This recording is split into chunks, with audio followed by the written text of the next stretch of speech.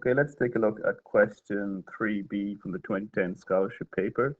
This is organic synthesis, which is one of my favorite topics. Admittedly, though, I find this quite tricky to get started, so you do have to take your time and read all the information that you're given. The compound we're dealing with is loperamide, which is an anti-diarrhea medicine, and you're given its structural formula right there, the post-structural formula. There's a little bit of condensed aspect to this formula in that the AO represents a p-chlorophenyl, so C6H4Cl, where the P stands for para, which is just a position on the ring. And pH represents a phenyl group, which is C6H5. So you must be aware that each of these phenyl groups accounts for 6 carbons and 5 hydrogens, C6H5 right there. A possible, or each corner of the ring is a CH2 group as well, just in case you weren't aware. CH2, CH2, CH2. A possible synthesis of this compound involves several steps and intermediate compounds, some of which are isolated and purified. So we're just going to scroll down now and take a look at the synthetic pathway, because this is the focus for any information that we're going to use to work out the identity for A, B, C, D, and E, which is what we need to do. There's some additional information here. The cyclic ester B has both the carbonyl carbon, which is the C double bond O, and the oxygen as part of the ring. The oxygen is part of the ring as well. You've no idea how many carbons are in that ring or how many sides are to that ring. You just have to figure that out as you go. So what I did was I took the information that we were looking at and I laid it out on a new piece of paper.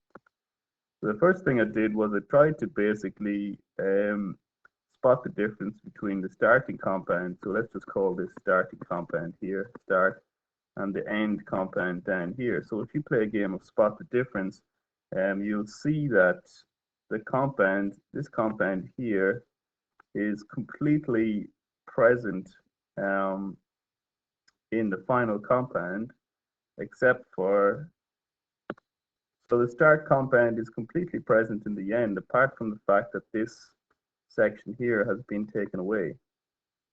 So that section is taken away, and then it's replaced with this NCH3 group that's replaced right there.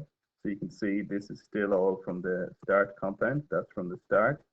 And then the other additional part which we need to introduce is this section right here.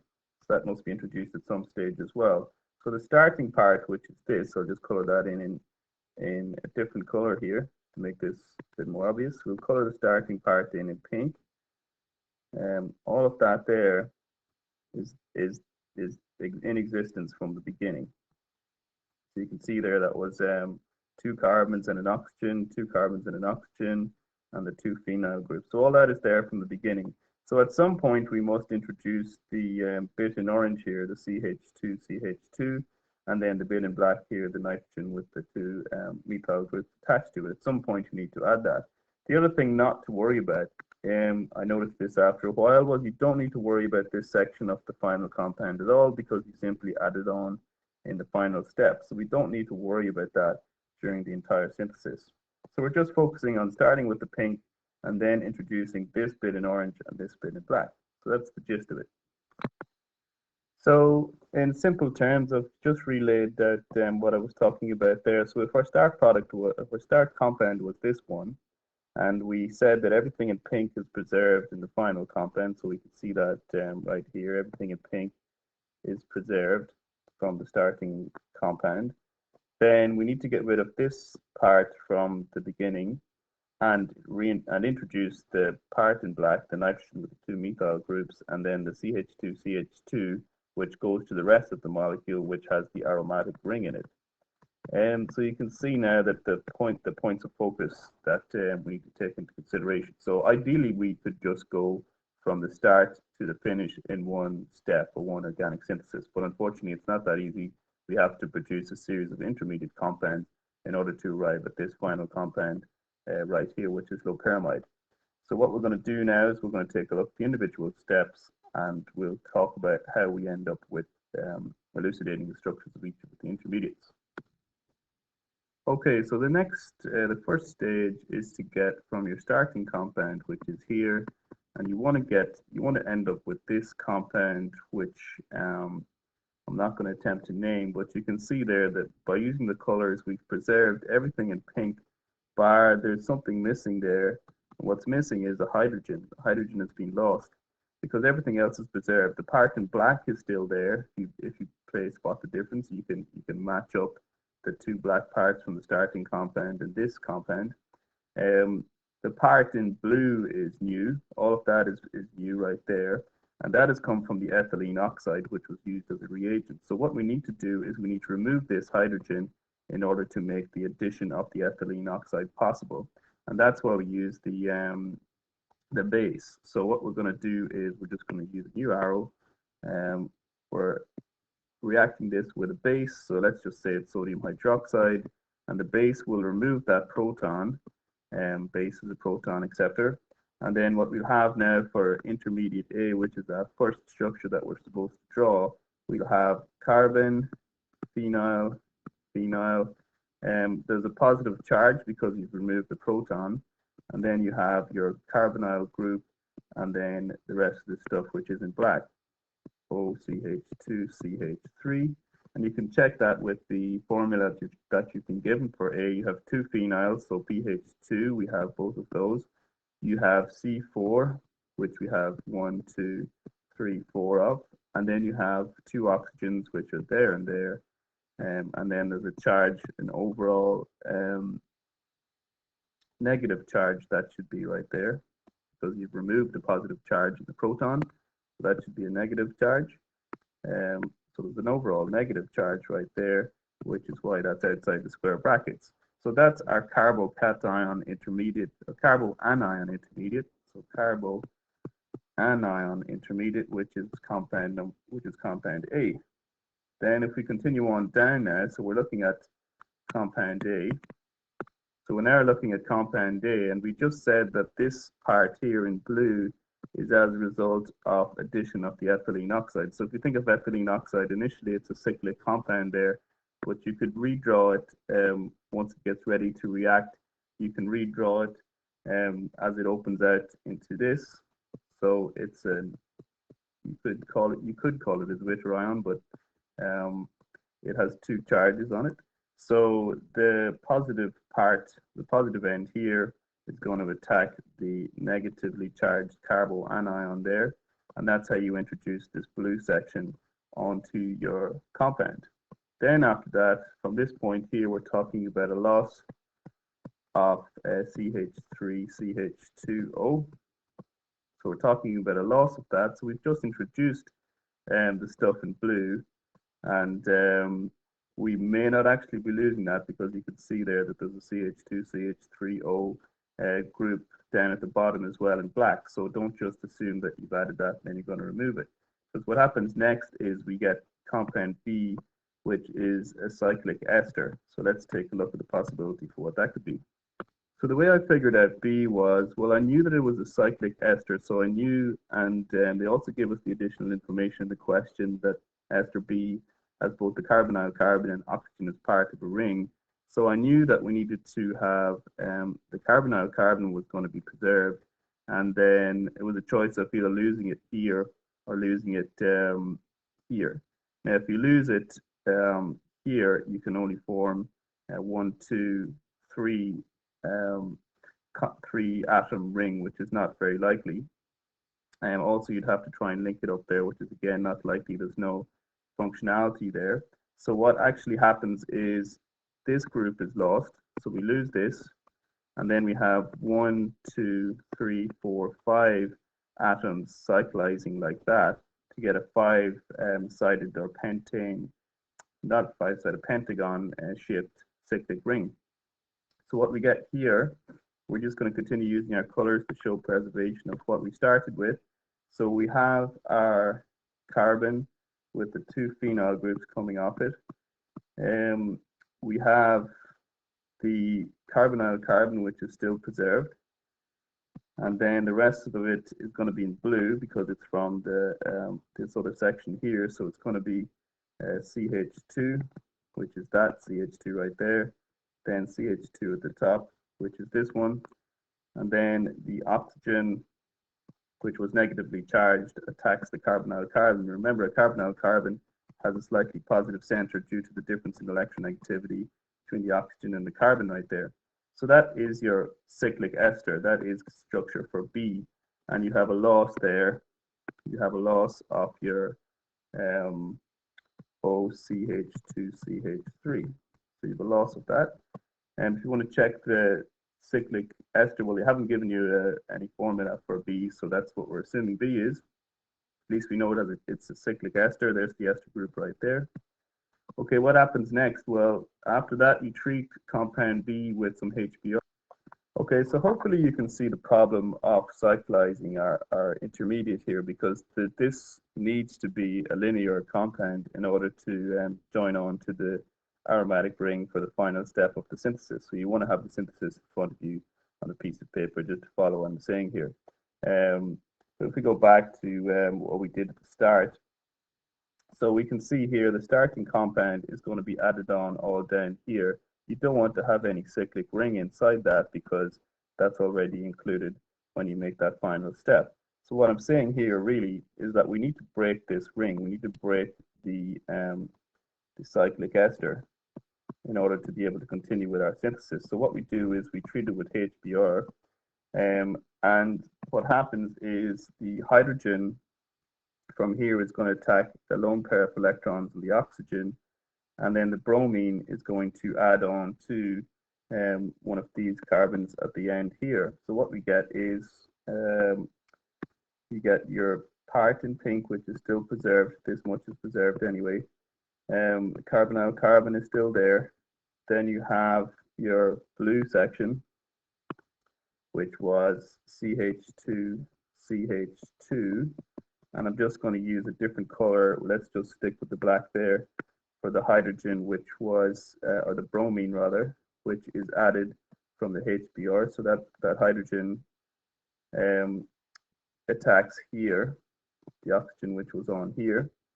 And so we get a hydrogen stuck onto a blue oxygen. Okay, so that's that there. And then the bromine is in black up there at the top, which added on there. So what you see is we've opened out the cyclic structure now, and we can then continue to nucleophilically attack or substitute for the OH group or for the bromine group right there. So that would be compound C, and compound C's formula there, there's no formula for it, so again we can't check how we're going, so we're going to have to take a look at D and hopefully we match up with what D is supposed to be. Now to get to D, they treat compound C with thionyl chloride, SOCl2. Thionyl chloride, this will be a nucleophilic substitution for the OH group, so it's very like converting an alcohol to a haloalkane, which you would have learned in level 2 organic synthesis. And so what we have here now is we still have preserved whatever we have in pink. So we have, that's not pink, this is pink. So we have our carbon with our two phenyl groups attached to it. We still have our carbonyl carbon, but now what we've done is we have substituted out the chlorine for an OH group. So we've taken away this and we've added on chlorine instead. The other part in blue is CH2, CH2, and then we have a bromine up the top. Okay, and that would be compound D. So let's just check if we have the right structural formula. So compound D, looking at the exam question, should be C16, H14, bromine, which we have, chlorine, which we have introduced as well, and just one oxygen, which is right there. So the 16 carbons, remember, this is C6H5 right here, and this is C6H5 right here. So that's 6, 6, 12, and 4 there, that's your 16. And then you have 10 hydrogens here, plus your 4 there, which makes you 14. So this is compound D. Compound D then, we take compound D and we continue for one final step where we need to identify a compound, which is from D to E. So from D to E, we treat it with an amine here. This would be an amine. So we treat compound D with an amine. So it's the amine in this case is N, the methyl group on there. And so this would be a secondary amine, CH3. And what we're going to do is we're going to substitute the chlorine group in this case for the amine. So we want to lose that hydrogen, so let's just undo that for a second. We're substituting this section because at the end we have NCH3, two of them. So we lose the hydrogen there, and there's a substitution here for the chlorine. And then we get compound E, running out of space here, but we'll continue. Use the same color. So compound E is going to be your carbon with the two phenyl groups attached, still there. The carbonyl-carbon has been preserved the whole way through as we identified at the beginning. This amine that we've just added, let's do that in blue now. So that has nitrogen with two methyl groups attached to it, as you can see there. That's the part we just added. And then the other part in blue, which was CH2, and then your bromine. And then the final step to get to our end product, to introduce the rest of this molecule right here. So we have, I should do that in black now because we have our NCH3, so we successfully introduced that eventually, we got there. We have that section, we have everything in pink. So the only thing now is to get this orange section. So the orange section, half of it is there already. We have the CH2, we have the other CH2 right there. So the bromine facilitates this final step in the synthesis, which is again a nucleophilic substitution. The bromine is substituted with the rest of the molecule, which in this case is the aromatic ring with the arene, or the AR group attached to it, and that is how you get this final rest of molecule added. So that last one there was compound E. So that's quite difficult actually to explain everything as clearly as I could, but hopefully that's pretty well done. You want to definitely have the question in front of you as you go through this. Just to add on part B, part 2. Okay, so this is question 3b, part 2, and I'm just tagging it on here because it's not that, doesn't take that much to answer it. Drugs like loperamide are often administered as salts that are prepared by reaction of the organic compound with either strong acid or base. Suggest a reason why loperamide would be better administered as a salt. Explain how a suitable salt of loperamide could be prepared, and justify your answer and include a structural formula of the salt. So the basic here, the theory goes that if you make a salt of an organic compound, then it will dissolve better in water, which is what you want, because all of these drugs are for human consumption, and 2/3 of the body is water. The blood is 2/3 water. So in order to get these drugs dissolved and absorbed into your bloodstream, they need to be good at dissolving in water. It's essentially, you're talking about the loperamide itself. The organic compound has two polarized groups right there, which would help it dissolve in water. But if you make an actual full charge, a full negative or positive charge in the compound by creating the salt, then the solubility is that much better. What we need to talk about here is the fact that this nitrogen is basic in nature. That's basic in nature. And therefore, if you introduce an acid such as HCl, the proton will add on to that nitrogen, and the structure that you will get will be loperamide hydrochloride, which is the trade name ammonium. So if we just draw out the structure that we get from that, and then we're done, we get our nitrogen, which now has an additional hydrogen, which gives it a positive charge. Then we have that going to your CH2,